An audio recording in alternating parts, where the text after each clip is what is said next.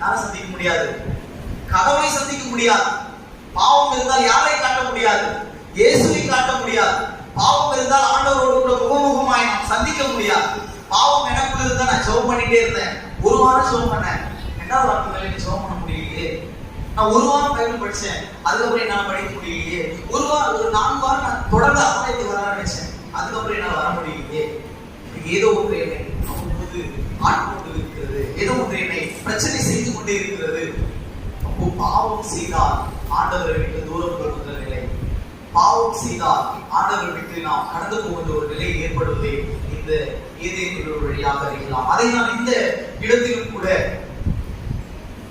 கடவுள் சரி செய்வதற்காக உலகத்துல யாரை தேர்ந்தெடுக்கிறாரு?